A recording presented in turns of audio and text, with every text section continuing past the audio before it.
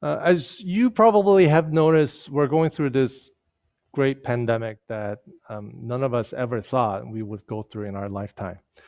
The last big pandemic, a global pandemic, was Spanish flu about 100 years ago. And it's a little bit shocking that we are going to live through this stage where we just didn't expect this at all. And as with anything this big and this prolonged, it will shape us. Whether it's good or it's bad, this pandemic will shape us. And a lot of us are noticing different changes in the way that we spend time in front of the screen, or the way that we interact with people or don't interact with people. And some of our habits and our not personality, but attitudes have been changing during this time. And the question is, we know we will be shaped through this, but in what way? And are we going to be shaped through pandemic, COVID-19, through this virus? Or are we going to see this time as a way that God is pressuring and shaping and holding us? So ultimately, the question that we need to ask as we come around this bend, and where people are getting vaccinated, we need to ask ourselves at the end of that line, as we cross over that 70, 80% people vaccinated, and when we finally get to that point where everyone is vaccinated in Canada, are you going to be totally and utterly shaped by your environment? Or will you see this as God's gift to shape you? So simply put, are you going to let God shape you in this time? Or are you going to let pandemic, your environment, simply shape you? And of course, the way that we will journey through this, in my personal or humble opinion, is, who do you say you are in the midst of this pandemic? What is your identity? Who do you identify yourself as in this time? And not only during this pandemic, but throughout your entire life, as you face trials and difficulties, what is your identity? For instance, we talk about this a lot, and the Bible talks about this quite often too, is the experience of going through fire, the refiner's fire. And you're in a crucible, and you're put into a furnace or kiln, and there's a high intense heat for a prolonged period where it burns away the impurities.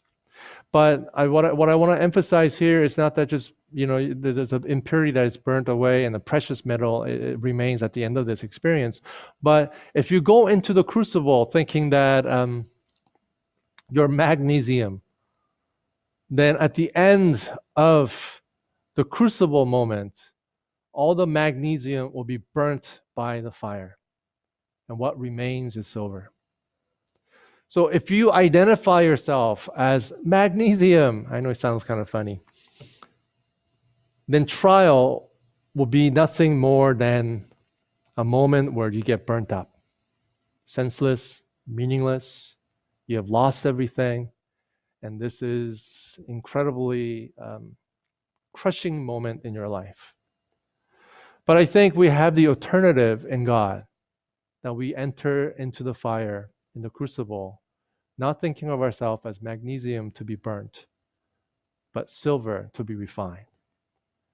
If you enter into that fire and say, I know who I am in God, and what I am is silver, and this unpleasant moment, this fiery flames of the kiln will hurt, but in the end, I will be refined and become more of myself. The dross and the impurities, the things that are not really part of who I am, and it's not from God, and the part that is not really image of God will be refined, and I will be more of who God has made me to be. And this is what I want to share with you today. What do you identify yourself as you go through this time? And who do you say you are? So that when we do go through, particularly the trials, what remains is it the image of God, or image of who you think you should be or what you want to be. The book of Esther is really that. Esther had to go through the fire. This, for those of you who are not familiar with the book of Esther, there's a guy named Haman. Okay, let's back up, um, because we've been journeying through the Bible in a chronological and a timely order fashion. Where we find ourselves today, in today's sermon, is that, as you know, Israelites have lost their land and they have been pushed out of their land because Assyrians and Babylonians have come and they lay destruction to the entire land. And some of the people have been carried away into Babylon and into Syria. And because of that, they're living outside of their land as an exile, not even a refugee, but a landless exile. And eventually, a nation called Persia come and they destroy Babylon. And what they say is, Israel and amongst other exiles living in this land, you can go back home.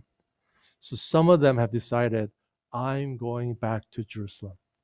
I'm going back to the homeland that God has given to us, and we're going to restore that land because God has given us that land. And this is God's will that we go back to this land. And this is almost unthinkable and impossible that a foreign king would say to us, you go back to the land, because God has prophesied that we will go back to the land. And in 70 years, we will go back and build a temple again. And right on the dot, this is happening. So they've been looking at the prophecies and they're wondering, will this actually happen? And they were amazed that God's word and his promise was faithful and is actually happening before their eyes. But Book of Esther is not the story of those exiles who went back to Jerusalem, and they are participating in what God has prophesied like 200 years ago. But this, not 200 years ago, but like 100 years ago, or less. And this story of Esther is people who left behind, people who did not go into the promised land, and for whatever reason have decided to stay in Persia. And story of Esther is, of course, is people who have built too much in the land of Persia, or they don't speak the language anymore, or they're just too old, or they don't want to risk anything going back to the promised land and live in these ruins and build everything from scratch again. And there are so many reasons why they didn't go back to Jerusalem, but this is a story of people who stay behind and said, we're staying in Persia. And of course, the question is, does God care for those who stay behind? The people who are left in Persia, does God care for them? Because the seed of David, the person that the Messiah is to come from, he has moved. Zerubbabel has moved to Jerusalem. The high priest Joshua have moved into Jerusalem. So all the important key elements of what makes Jewish people Jewish have moved to Jerusalem. And people are left in Persia. And the question is, did they make the right decision? Does God care for them? And what will happen to them? And here, as these people who have stayed in Persia, and the whole, I don't want to, I can't explain the entire story of Esther, although it's fairly short. But if I may put it into a nutshell, what is happening here is that in Persia, King Xerxes, I know we have different name here, but it's probably King Xerxes. He, and along with a guy named Haman, they have orchestrated genocide of Jewish people. And this kind of sounds like World War II, doesn't it? The story of Holocaust. But here they have orchestrated genocide. Haman is an Agite. He is a Canaanite. And as a Canaanite, he has a bad blood with Israel, with Jewish people. And one thing leads to another, and he decides to propose genocide and get rid of all the Jewish people and living in Persian Empire. And King Xerxes gives him the green light and says, "All right, you do that." And as a thank you and as a catalyst, Haman gives tons and tons, like 265 tons of silver, because when you kill all these people, obviously the tax revenue will drop. So there's a money thing is being played, and King Xerxes says, "Okay, you do whatever you want. I have the money in my bank account, and we will carry out your genocide plan of genocide."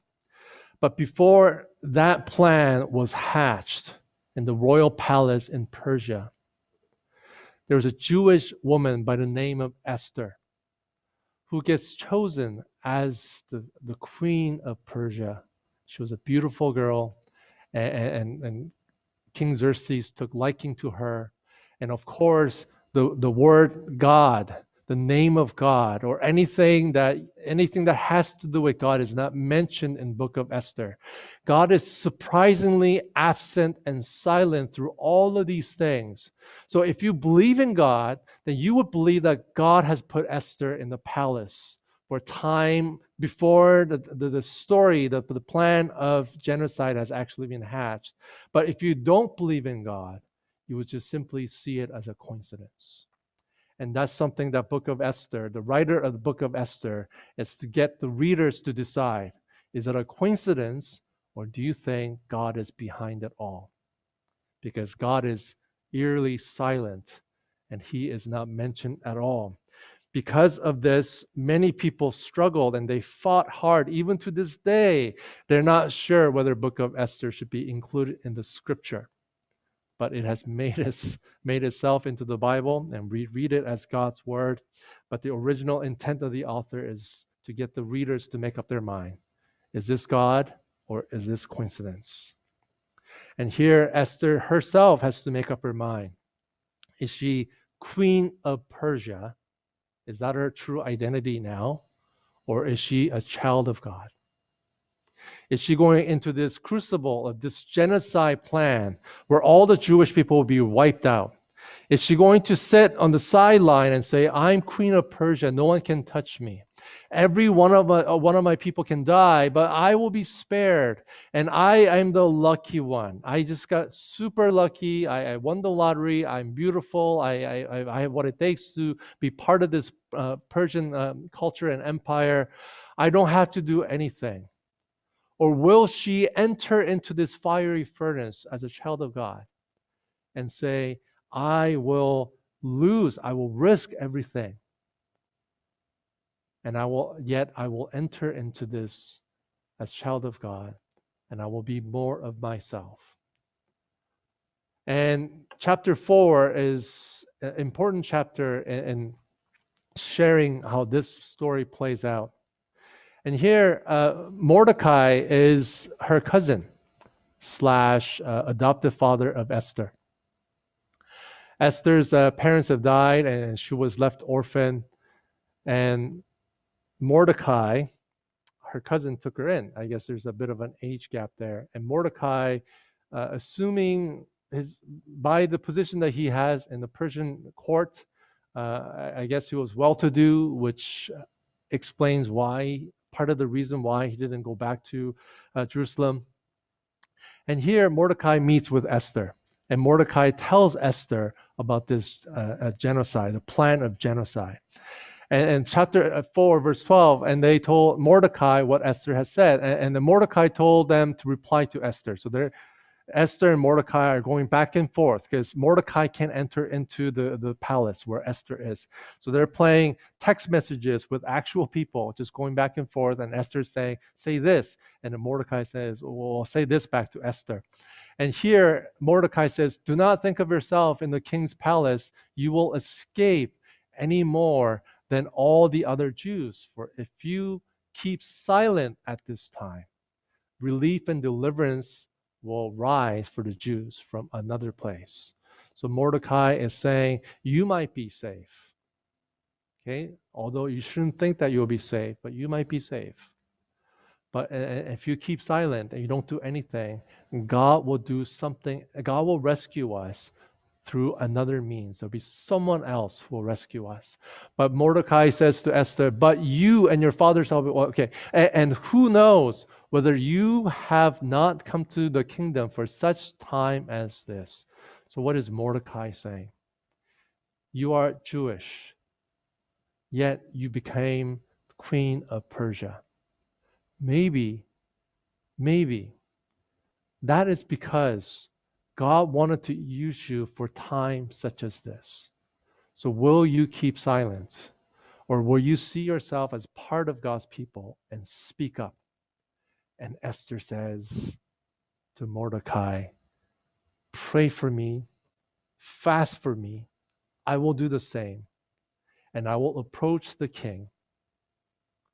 And if I perish, I perish. Because there's two reasons why Esther may perish by approaching the king. And for us, it's hard to understand. But number one, you can't approach the king because you want to. Persians were known to be people of administration and law. They had many things placed to rule the empire, and they enjoy certain level of logic and high level of administrations. And if you break that, you could face death. And one of the things that they had in place was that if you come and see the king without his consent, without him calling you first, then you are guilty. You may be punishable by death. And secondly, Esther is risking her life because she will reveal her identity eventually. So she approaches the king. She fasts and she prays and she approaches the king. And to make the long story short, of course, the king accepts her and extends welcome. And Esther is able to approach the king. And from there, you have to read exact details of how this works out. But I want you to know, Queen Esther devises a plan to rescue her people from genocide plan of Haman. Here are a few important things I want to highlight here. That Esther did not ultimately see herself as Persian queen. I am rich, I am powerful, I am safe. But she went through this crucible as God's people. And this brings us back to the point, the question of how will I go through this time of COVID? How will I change and transform as a result of going through this time? Will I let social distancing and isolation and Zoom simply shape who I am? Will I let financial downturn simply shape me to become more fearful and maybe because of that be more concerned about financial future and wealth? Will I just get used to social distancing and just, you know what, not meeting people just worked out fine? As a matter of fact, not meeting people allowed me to save more money, and this is great. And I don't need to meet people anymore. Zoom worship is awesome. I can worship God in my pajamas, just don't turn on the video. And while the worship is going on, I can walk around, take bathroom breaks, get more coffee, eat, relax, lie down, and just worship God in the comforts of my own home. And I found something that just beautiful and save so much time for Sunday afternoon activities. Are we shaped simply by the convenience and fears of COVID? Or will you see this time as God's way of making you more and more like him? Esther, she said, Mordecai, Esther's adoptive father / cousin, said, maybe God has chosen you for this time. He is absolutely not saying that you became a queen because he wanted to use you for this time. He had a hunch. He had an imagination that this privilege that you have maybe is for the benefit of others and maybe is for this time. What about you? What about the privileges and the blessings that you have? What kind of imagination and hunch do you have about those things? Do you just see it as simply, oh, this is my thing and I can do whatever I want? Or do you actually imagine yourself and say, maybe this is something that God has given to me so that I can use for the privilege of others? As Christians, we're always taught to have faith, and that is absolutely true. Mordecai has faith, where he says, Esther, if you don't do this, God will rescue us through someone else. That's absolute faith that he has in God. But and on top of his absolute faith, he has this hunch. He has this kind of spiritual imagination of, Esther, maybe you are here for times such as this. I want you to know that it's absolutely important to have faith that God is ruler of all and he has control over all these things. But if you want to participate in your faith, you must practice and you must have a hunch. You must have some sort of spiritual imagination of, oh, maybe I can do that. Maybe what I have in my pocket is for this person. Maybe the things that I possess, the positions that I have, it's for the betterment of others. Absolute faith is essential, but if we are going to participate in that faith of who God is, if you have this absolute faith that, yes, I am a child of God, I am gold, and I'm going to go through this time, and I'm going to be refined by God. I'm not going to be defined by the circumstances of my life, but I'm going to be defined by who I am in God. Then you also must have a hunch. What do I have now? Who am I right now? What resources do I possess that I may use these things for time such as this? Christianity is not just having a bunch of knowledge and information. You must have a hunch.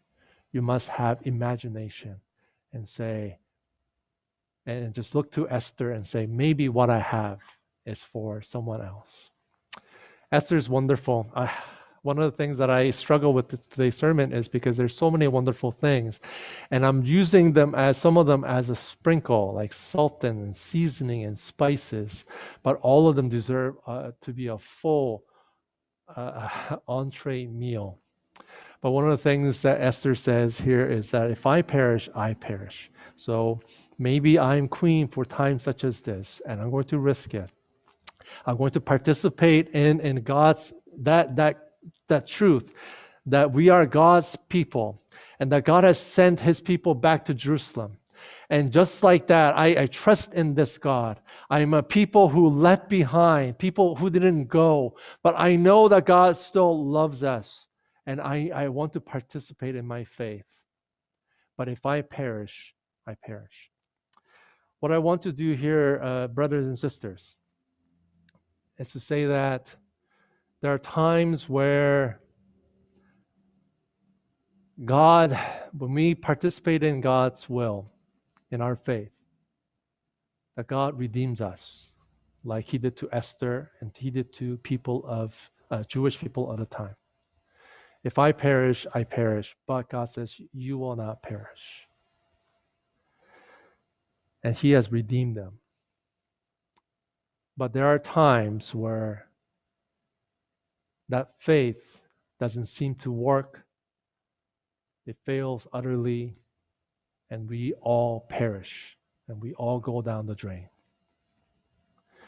We have in history another genocide planned in World War II by Nazi Party and their leader Hitler.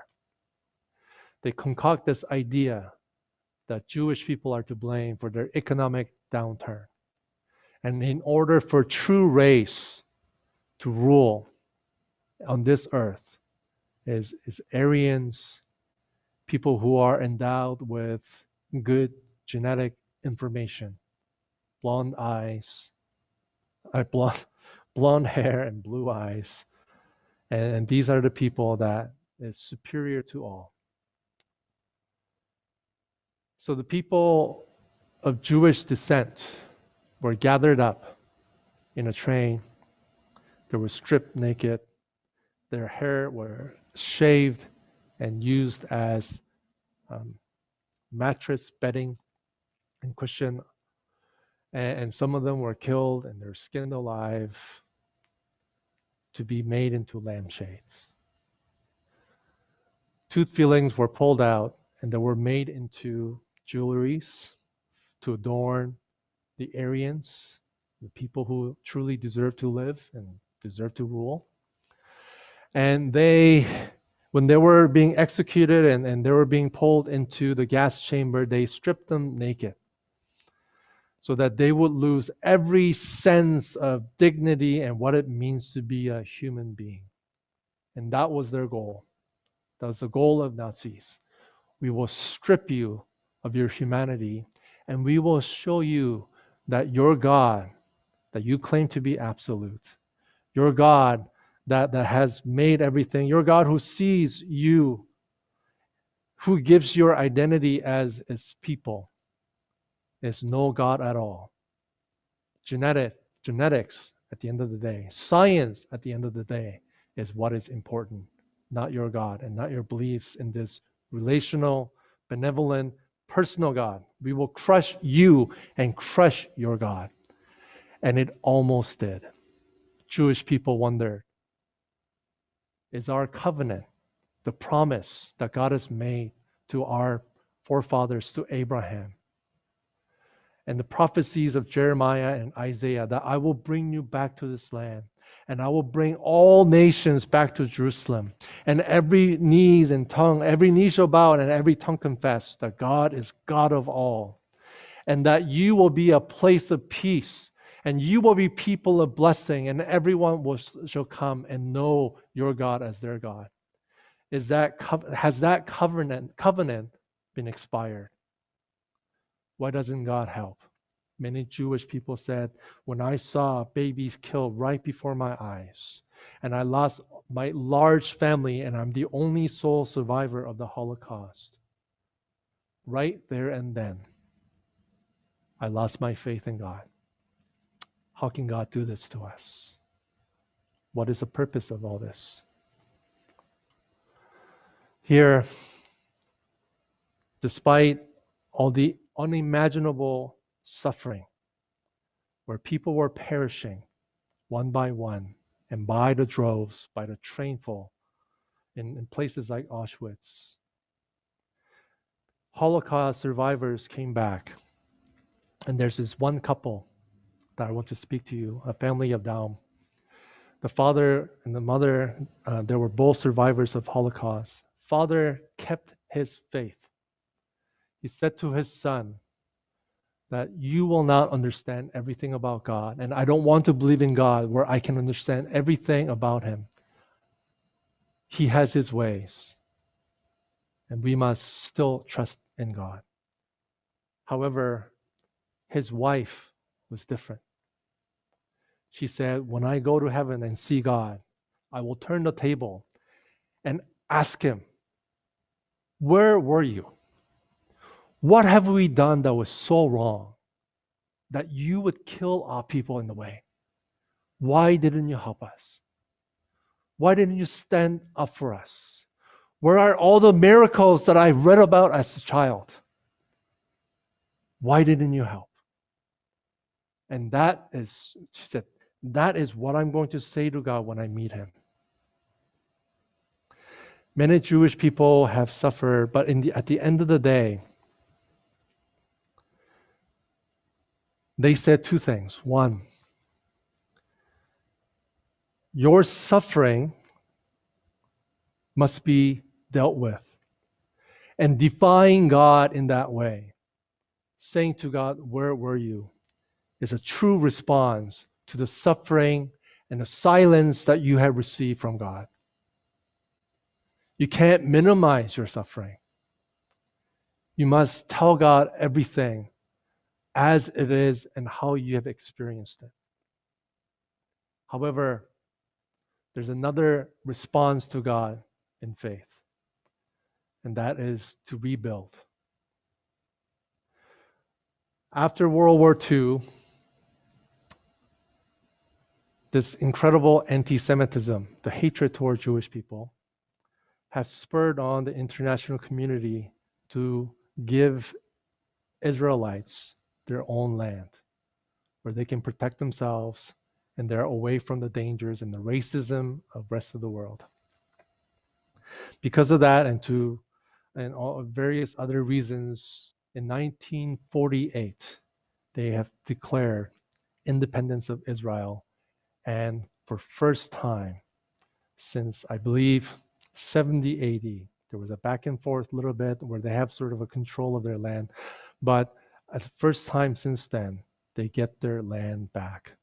And Jewish people are back in the land that God has promised them. I'm not saying because of that, all the suffering is justified. No, I'm not, that's not what I'm saying.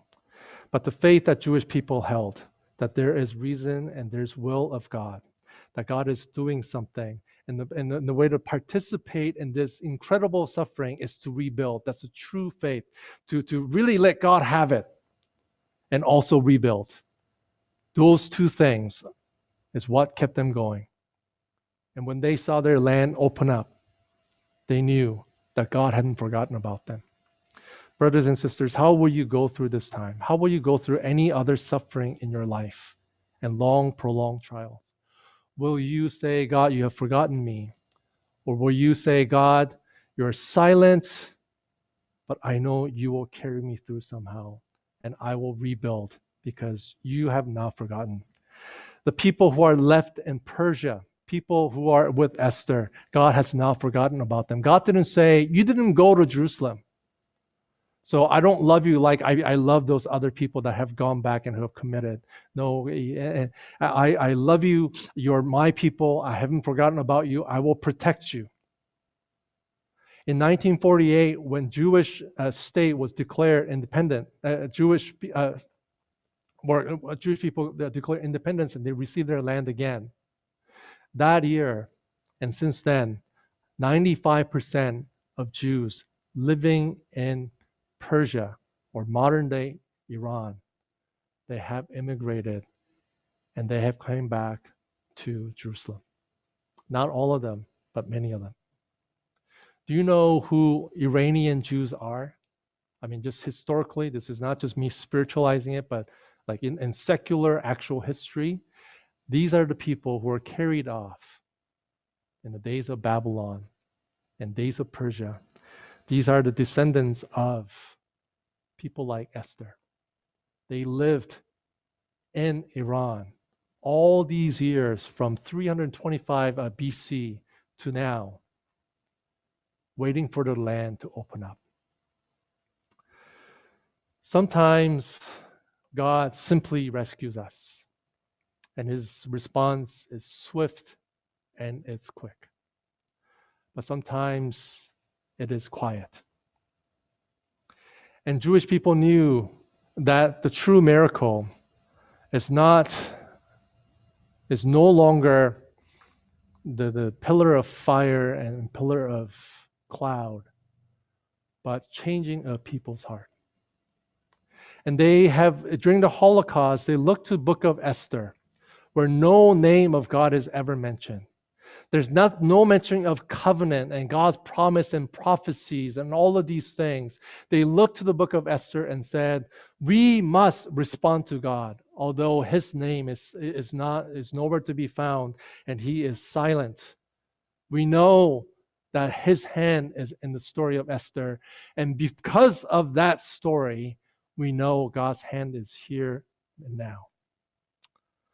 For many, many years, until recently, I believe until 70s, people just thought there's no name of God in the book of Esther. And if you read it, there isn't. Even if you read it in Hebrew or Aramaic or English, whatever the language, God's name is not mentioned. Until one day, what they have found is that God's name is mentioned 5 times in book of Esther. If you read it in original language of Hebrew, the name Yahweh is spelled out in acrostic, like a secret code in a spy novel. If you take the last letters or first letters in a line, you will spell God. And in other places, the word name Yahweh is spelled out backwards, taking the last letters, and they alternate back and forth. And this happens, generalizing it, but 5 times. People in Persia, living in Persia, could not mention name God in their land, but they had to tell the story of God in a secret code because they saw what happened in this story was truly God's doing, although he is silent. It's just a wonderful story how Jewish people, not only telling the story, but the way they tell it, that gives us hope. You will not see God until you look really closely. You think God is far away, but he is there with you all along. And just like right now, I saying, aha, I got you. You thought the name of God is not mentioned, but I put him in there, and he is in that story. Brothers and sisters, in John 3:16, it says that God so loved the world that whosoever believes in him will not perish, because God sent his son to be like Esther for us. He didn't say, if I perish, I perish. He came and said, I shall perish on your behalf so that you will not perish. You think that Jesus is some sort of fairy tale and is sort of irrelevant to you, and you don't really see Jesus in your life. You say, where's Jesus during this time of COVID? Where's Jesus when I am sad? Where's Jesus when I pray and he's not helping us? Where is Jesus on the train to Auschwitz? Where is God when my family walked into the gas chamber and they became lampshades? And these are very difficult questions, and I don't want to just give us a quick answer and say he was there. But if I may use the words of Jewish people, they said he was there. God was with us, and he restored Jerusalem so that everyone shall know that God, Yahweh, is true God, that he's in control of all things that you and I know. We are called, or God has made us, silver and gold. That when we walk through fire, that we will not lose ourselves, that we're not burnt up, but we become more of who God has made us to be. And if God so loved the world that he came into the world so that he would perish and that we would live, shouldn't we have some confidence in the midst of God's silence, in the midst of our suffering, in the midst of where we feel like God is not listening to us at all? Doesn't the scripture tell us otherwise?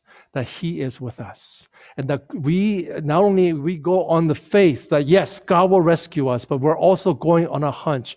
Oh, maybe God is quiet. Maybe God is silent. Maybe all this suffering is done so that there's something greater happening in our world. And that God is up to something, and he is establishing his crown and his throne room, although I do not see it.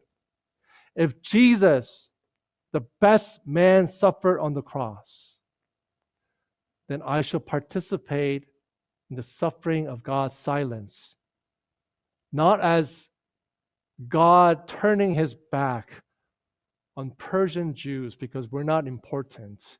We're not the Jerusalem Jews who actually went back to Jerusalem, but he has kept his promise towards us. So, brothers and sisters, let us go through our trials, knowing that God loved Persian Jews the same way, and that 325 BC, that the Persian Jews stayed in Persia until 1948, when the doors opened up and they came home. Now, Jerusalem is a home to 80 plus people from all around the world, 80 plus countries all around the world. I was so shocked to find that there were Jewish people who came home from places like Jamaica. So I'm like, there must be some people, if there are Jewish people in Jamaica, there must be some people from Asian countries like Korea, but there were none.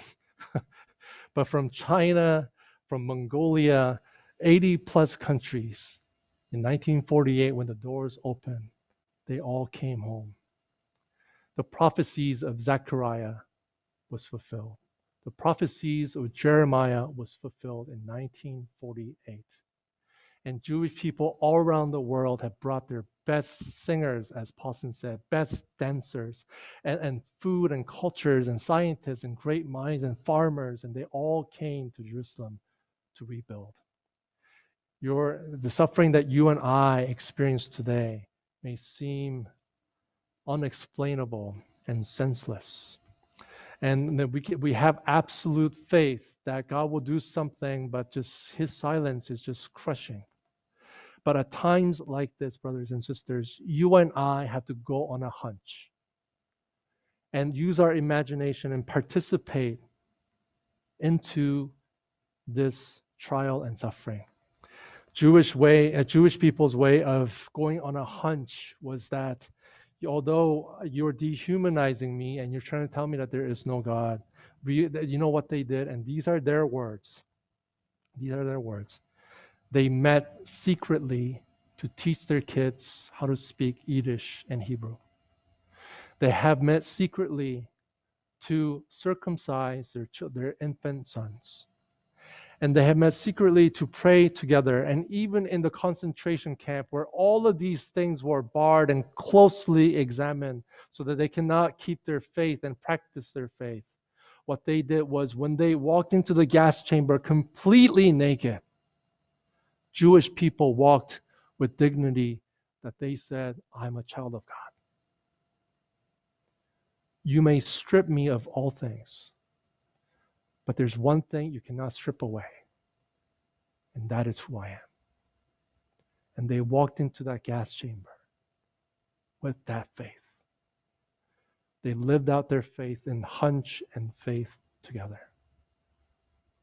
I invite you today to really bring these two worlds of faith, imagination, and hunch, and absolute faith that God loves and he does not abandon his people, regardless of what condition that you're living in. I want to encourage you, brothers and sisters, to go through your trial as a child of God. And whatever suffering that you experience today, you can take it up with him. You can kick and scream at him and you can take it up with him. But at the same time, do not hesitate to rebuild your life. Go on a hunch. Rebuild it. For God is absolute sovereign of all things that you and I see and do not see in this world.